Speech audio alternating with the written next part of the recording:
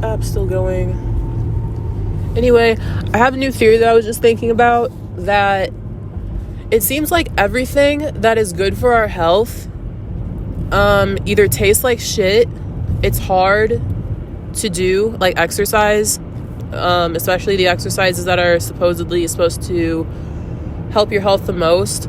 All the healthiest stuff seems to taste like shit. The health professionals, a lot of them even warn against eating too much fruit because of the sugar content. It's making me think that touch every fucking red light there is. It's making me think that if the things that are aligned with human longevity and human health are usually hard to swallow and they're just unpleasant, it makes me think that it's because humans are not, the human body and just the human makeup is not designed for pleasure or fun or things that feel good. It's designed for harshness, survival,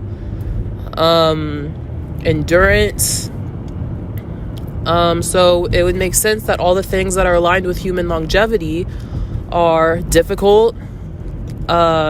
They don't taste good. They usually don't feel good until after you've done it.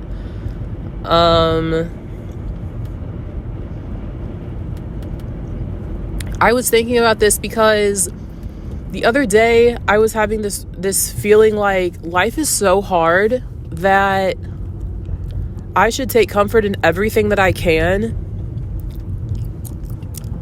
Yet, everything that is actually good for me long term feels or tastes terrible to do in the moment. Even things that are like bits of wisdom that I come across that are ultimately going to safeguard me from getting into all kinds of fucked up situations, they're very hard to come to terms with. A lot of things regarding human nature and how people treat each other in relationships and what people's motives really are and how like animalistic we all really are, it's really hard to come to terms with. And it's because it's in alignment with human nature. Human nature is about survival. It's not about friendliness or sweetness without any reason behind it.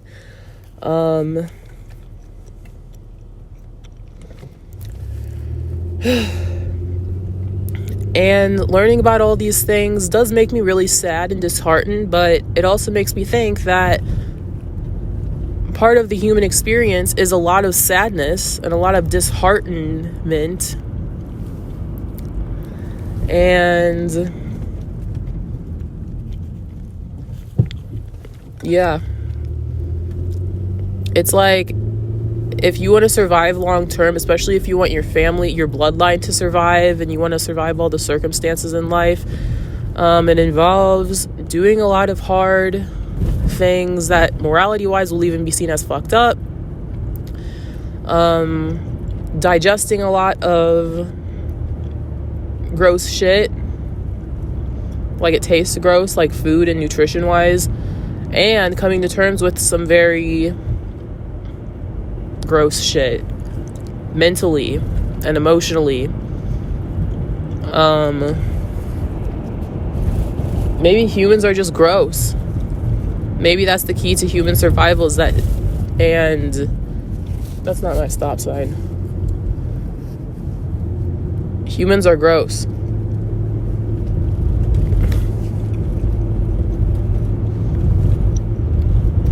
Damn, I wonder what humans taste like.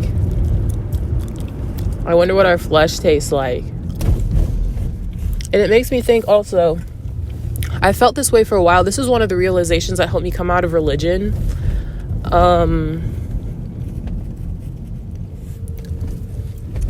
That religion was created as like a mass mind control agenda. One of the kings in, I think it was Napoleon, said that the purpose of religion is to keep the masses from uprising. So they want to instill you with these very weak, meek, subservient ideals, and they want you to think that it's godly and it's virtuous, because they want to keep you from uprising from how ridiculously corrupt and terrible the upper class and like the monarchs of this world really are.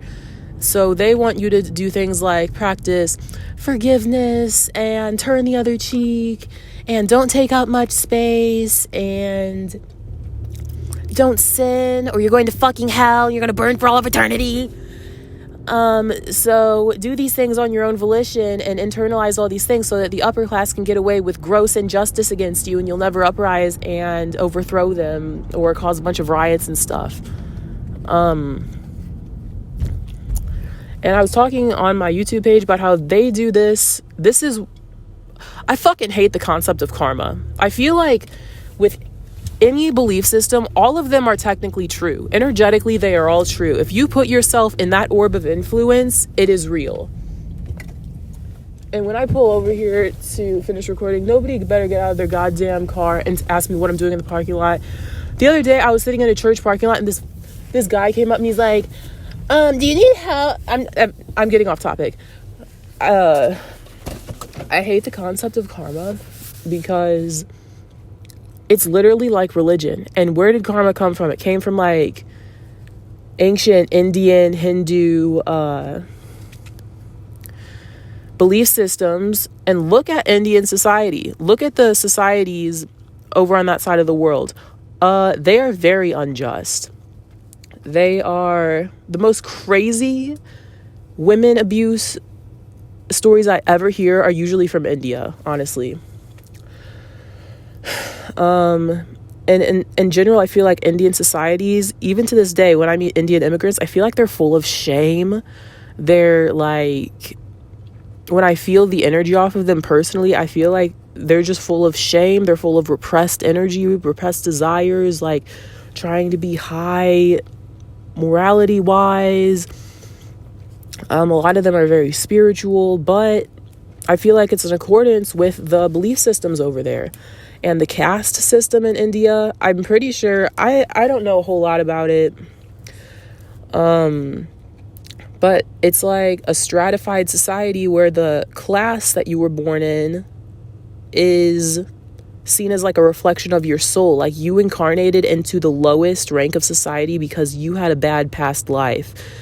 And there's nothing you can do about it. And it's seen as fine to just like shit on those people. Because they make you think that the way that you are treated, like the place that you came from, even if you live on the street with nothing but a blanket over your head and you live next to the pigs and the street animals and they shit on you and all kinds of shit, they think that it's your fault, that in past life you must have been fucked up, so you deserve it. Instead of dismantling the social structure and the way society is set up there, because it benefits the upper class if people in the lower class think that they deserve to be where they are, that it's karma. This also, I used to believe in karma until I realized that if you are in a desperate enough situation, you will do anything possible for your survival, even if it's seen as sinful, even if it's seen as immoral, and then morality really doesn't apply to you. We'll all think, oh, killers should have the death penalty. It's bad to kill someone until somebody is coming at you with a knife and your only option for survival is to stab them first. Then the rules can't really apply to you.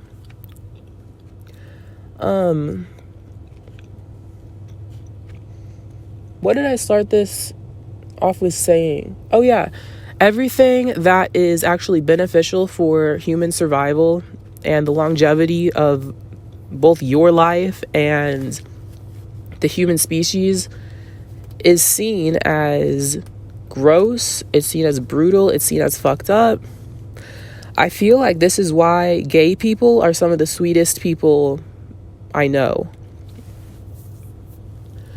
Gays that are out of the closet, gay men who are not out of the closet are literally some of the worst women abusers ever, because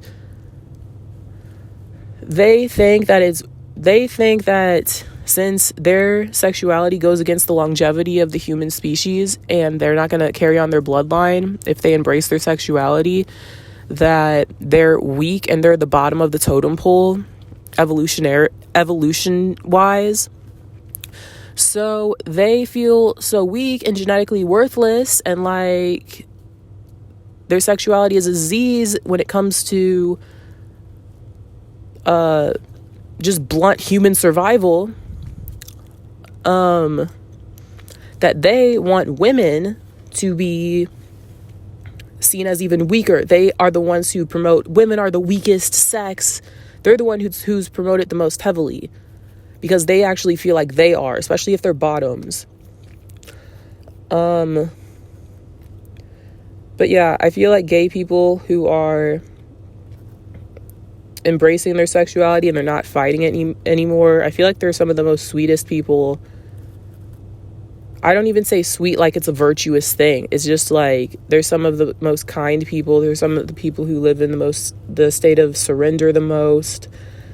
Because I feel like they've come to terms with the fact that they're kind of going against what would benefit human evolution, and therefore they're not really playing the game of kill or be killed or do all these terrible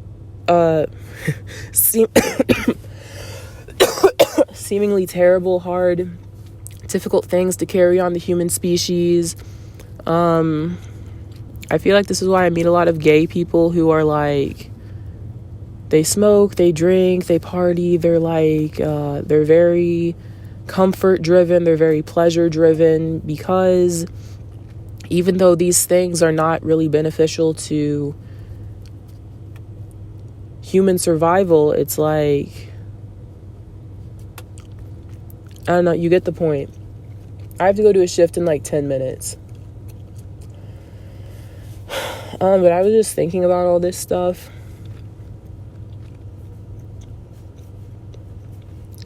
I don't know. I feel like at a certain point, in some ways, our societies around the world are getting more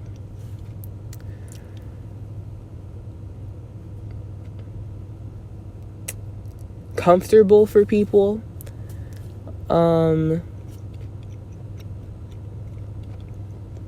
Even though it seems like we're about to enter a recession, like worldwide, or we already kind of did because of the virus that was going around. When societies are actually impoverished and survival is really imminent, there won't be a big scene for like gay people. There won't be a big scene for just having like a pleasure-centered life where everything is fun and beautiful and all kinds of stuff. It will all be centered around survival. And I feel like when globally, or like, I'm pretty sure, yeah, this happens on small scales as well, because everything that's happening on a large scale across the world usually is reflected in small scale, like in small towns and stuff.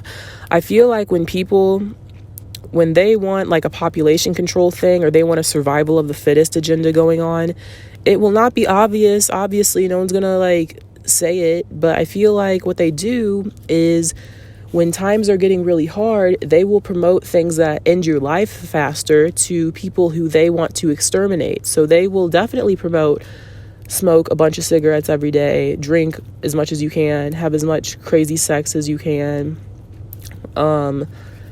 be as gay as you can,